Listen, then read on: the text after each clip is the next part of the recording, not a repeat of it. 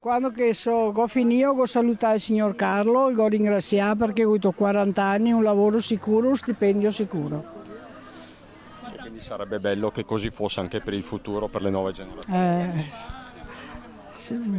Vorrei dire di sì, ma guarda, sono contenta di essere vecchia. 40 anni in Benetton, dalla gavetta con il finissaggio alla qualità. La storia di Elisabetta qui a Ponzano è la storia di tanti. Sotto il capannone della sagra è la giornata degli anziani, tantissimi gli ex dipendenti per i quali l'addio al gruppo di Luciano Benetton è un mezzo shock. Ivano Paronetto e Zaira Padoan sono marito e moglie. La signora Giuliana mi ha assunto, facevo a turno sui telai e lì ho conosciuto mio marito, che lui era meccanico dei telai. Voi vi siete conosciuti in Benetton? Sì, a Benetton. Benetton, sì. Sì. Purtroppo così, e sono ancora assieme. Abbiamo avuto 3 figli e sono 52 anni che siamo sposati.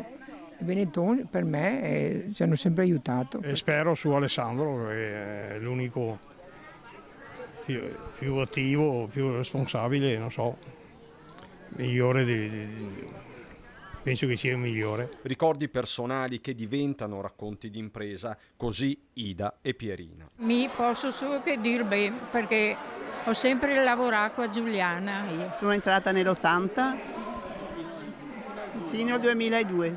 Per chi lavora là sono pensieri. Una fabbrica paese, insomma, difficile immaginare la Benetton senza i Benetton. Mica mia nuora, che mie figlie, tanti, mio genero, che ancora lavora qualcuno, ancora nuora, mi dispiace se proprio dovesse chiudere perché per Ponzano gli era una risorsa, insomma, ecco.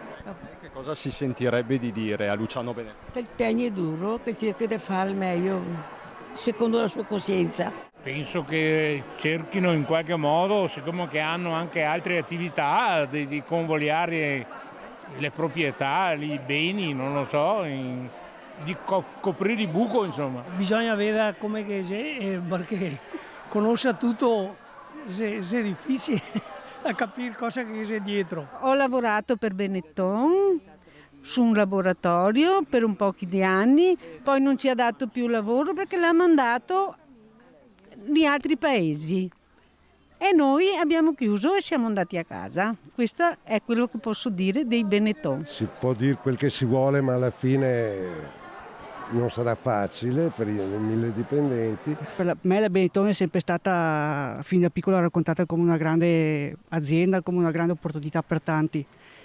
Sentendo questo mi dà anche un colpo al cuore. Bisogna pensare anche agli operai e a quello che hanno fatto, perché mollare così è troppo facile.